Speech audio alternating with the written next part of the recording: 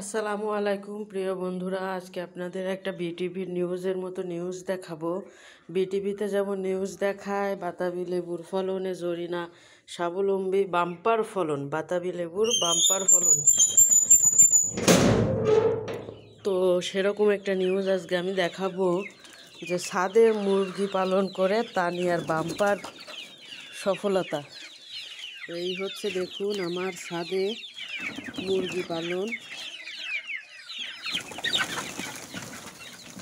এই হচ্ছে আমি ছাদে দেশি মুরগি পালি।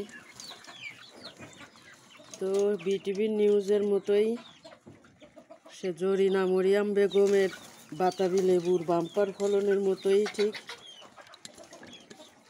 আমিও মুরগি পালন করে ছাদে স্বাবলম্বী।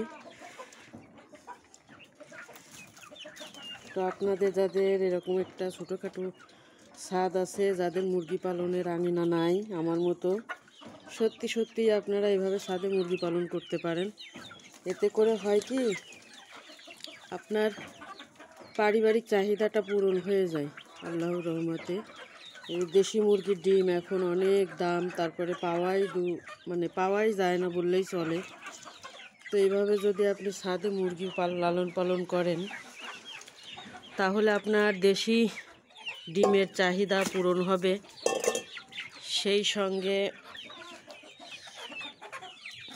দেশি মুরগির মাংসের চাহিদা পূর্ণ হবে। যখন যেটা ইচ্ছা মুরগিগুলা রেখে মোরগগুলা জবাই করে খেয়ে ফেলতে পারবেন। আমরাও সেটাই করি, অনেকগুলো মোরগের দরকার হয় না, যার কারণে মোরগ যেগুলা হয় ওগুলা জবাই করে খেয়ে ফেলি, আর মুরগিগুলোকে ডিম দেওয়ার আশায় রেখে দিই। দেখেন মুরগির ঘরে আরও অনেকগুলো মুরগি আছে, এখানে দেখতে পাচ্ছেন ওর ভিতরে বড় বড় মুরগিগুলো আছে, আর বাইরে এইগুলাই।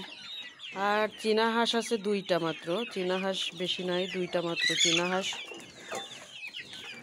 তো এই হচ্ছে আমার ছাদের মুরগি পালন। দেখুন অনেক ভালো লাগে এদের খাবার দাবার দিলে, সব যখন এক জায়গা জড়ো হয়ে যায় অনেক ভালো লাগে। তো আপনাদেরও অল্প অল্প জায়গা থাকলে এভাবে মুরগি পালন করতে পারেন।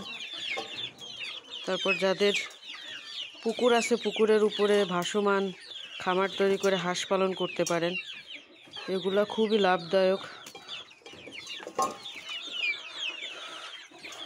আর সবচেয়ে বড় কথা, এগুলা খুব শখের। অনেক মানুষের আছে আমার মতো যেগুলা হাঁস মুরগি অনেকে পছন্দ করে না, আবার আমার মতো অনেকে আছে যারা হাঁস মুরগি পালতে খুব পছন্দ করে থাকেন।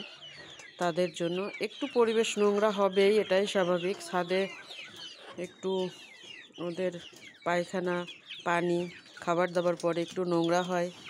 খুব বেশি ছাদের প্রয়োজন না হইলে, যাতায়াত না থাকলে আপনারা এভাবে মুরগি পালন করতে পারেন। আমার অল্প একটু জায়গা, অল্প একটু ছাদ, তারপরও আলহামদুলিল্লাহ আল্লাহ পাক যা দিছে তাই আলহামদুলিল্লাহ। তো ছাদের ব্যবহার খুব বেশি লাগে না, যার কারণে আমি মুরগি পালি, 2টা হাঁস পালি। তো এই ছিল বিটিভির নিউজ। ভালো থাকবেন, সুস্থ থাকবেন, আল্লাহ হাফেজ।